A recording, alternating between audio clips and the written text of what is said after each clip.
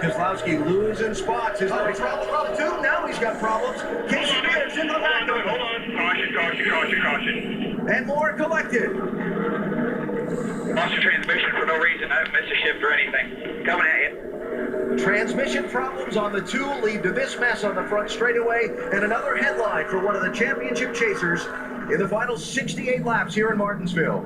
Yeah, he tried to get out of the way, so you can tell something happened to the car. Coming up the road right now. He got up out of the groove and out of the way in the corner. But when they got to the straightaway, he was just right in the middle of the groove and going nowhere. All his cars. I see an axle. I think it is. Got one-wheel drive. They're saying now they broke an axle. What he believes happened. Yeah, that's a common thing here. You know, you put so much torque on these rear wheels. The engines make about 900 horsepower, and they've got a 6.5 to 1 ratio that puts that much more torque on those drive axles. So the field being stopped as the front straightaway, a big mess here in Martinsville. You see Casey Mears, Casey Kane, Carl Edwards got a piece of it, Danica Patrick as well. There's Martin Truex.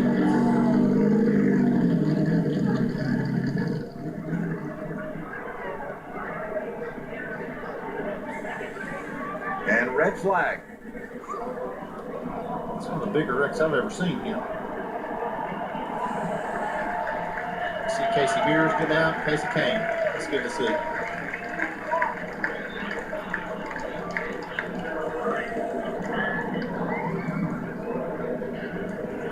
Lose sight of the fact that you're still going in excess of 100 miles an hour here in Martinsville, and you hit something, it's still a big hit. Yeah, they were almost at top speed where all of this was taking place right there. So this all started with troubles for Brad Keselowski, Doc. Yeah, he was just telling the crew a minute ago that the thing began to vibrate and shake violently off of turn 2 in the lap prior to that. He said he came off of 4 and the thing just quit pulling like it had jumped out of gear. He said he put it back in gear thinking he had lost his transmission, and suddenly he had gears. He said, well, maybe it's a drive shaft, but then suddenly it would pull again. So he had a drive shaft, but he said it's got to be the axle. It's only pulling with one wheel. So they basically isolated an axle problem. They're going to get everything ready, and when NASCAR lifts the red flag where they can actually work on the car, they're going to try to see what they can make repairs and get him back out there. Looks like a broken axle in the rear for Brad Keselowski. All right, Doc, so let's go back and see it again. And what caused all the carnage off turn 4? At that point, he's kind of out of the way, but now he's right in the middle of the groove. Nobody expects to see that. You can see Eric Almirola just barely dodges him there. The big hit was Casey Kane into the back of Casey Mears. Yeah, see Carl Edwards getting into the 78, creates some front end damage for Carl.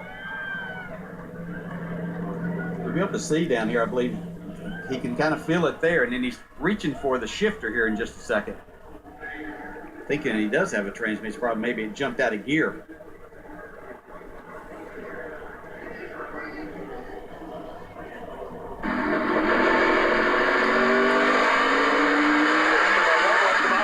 Watch Joey. Inside. Broke transmission. Say hi. Hold on to it. Caution. Lost your transmission for no reason. I haven't missed a shift or anything. Coming at you. Hear that click? Yeah, you can clack hear a in there? lot. That's not indicative of an axle breaking. They just kind of break and they're done. You don't usually hear that noise. I'm not sure what that is. A locker. Could be. Something strange. Ooh, what a big mess it was. See the hard hits. Martin Truex.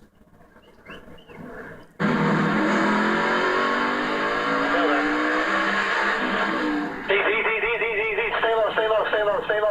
Stay low. We'll be okay here. That whole flow's in a hurry. Yeah, it's just nowhere to go. Very narrow front stretch here. Things start happening.